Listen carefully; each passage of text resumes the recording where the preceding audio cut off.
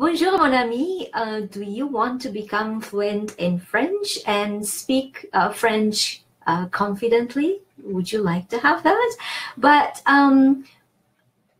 you can't quite find the right time to practice or the right person to practice with.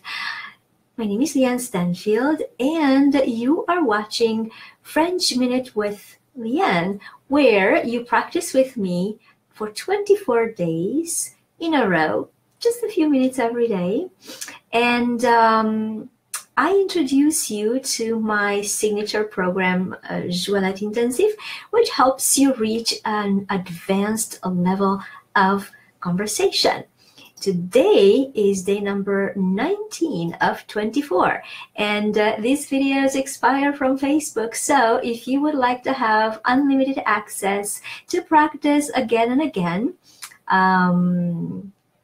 please click on the link in the description of this video and you'll find everything there.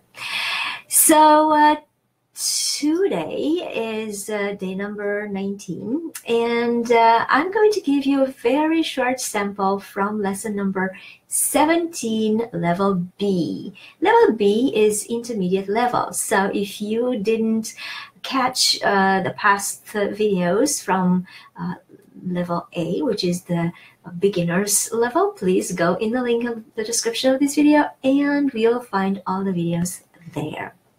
I'm going to read, translate, and also explain the phrase construction for you. And also at the end, I'm going to give you a little bit of a snapshot of the pronunciation rules. So just the rules that are recognized in this particular sentence that we're talking about today. So I'm going to read, like I said, translate and explain very quickly. Si elle va en auto, elle ira vite. Si elle va en auto, elle ira vite. If she goes by car, she will go quickly. If she goes by car, she will go quickly. So this is the first rule of conditional, si clause, conditional, si conditionnel. And the explanation for this rule is that the condition is in the present tense and the consequence is in the future tense. So condition, if she goes in the car, si elle va en auto, elle ira vite is the consequence. So if she goes by car, then she'll go quickly. Now, there are 3 rules of si conditionnel in French, and this is rule number 1. And it's important to know it because when we use a condition in our sentence, you can't quite use any tense that you want, even if it doesn't make sense to you because in English it wouldn't be used this way, because it wouldn't. So this is the first rule of si conditionnel, condition in the present and consequence in the future tense.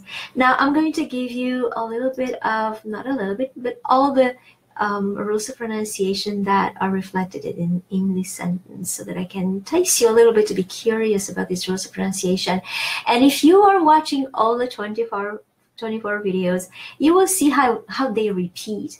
And that is what I really want you to be able to identify. The fact that these rules of pronunciation repeat, they are across the language. And so it's easier to learn number of rules of pronunciation than to learn one word at a time.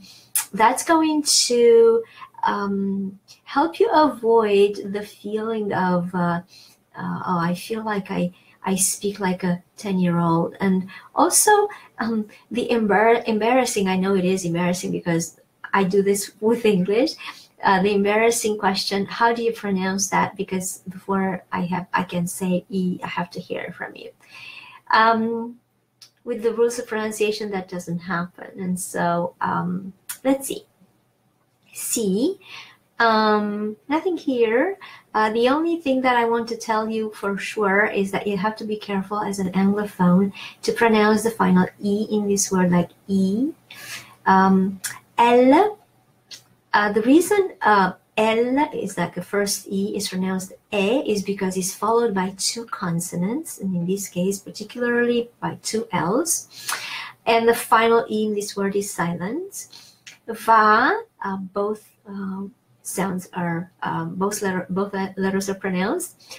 En, it is nasal A, so en is nasal A. En. Auto, AU in French everywhere across the language is pronounced O. So here you have two spellings of the sound O. L, same thing as before. Ira, we pronounce every single letter. Vite. So again, be very careful with E.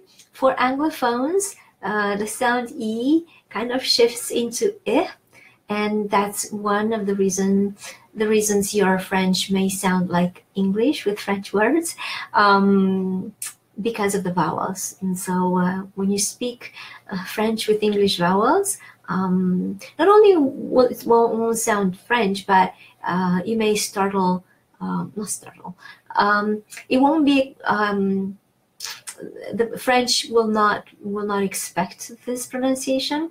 And sure, there are a lot of people who speak English in France, or in Paris especially, but some of you really don't want to switch to English. And if you want to really become fluent in French and speak confidently, you really don't want to switch to English because that's going to slow the process. And so E sounds E everywhere, and final E is silent, vite. So this is what I had for you today. This is, we do only have a few videos, a few days left. The J'Ouellette Intensif is actually here for you, and with a bonus that is really, really juicy. So please go to the link on the description of this video and find out what that is. And the registration is not waiting for a long time. Stay on your game and keep going for your dreams to become bilingual, learn to speak Parisian French, and break your language barrier. Merci beaucoup et à demain. Au revoir.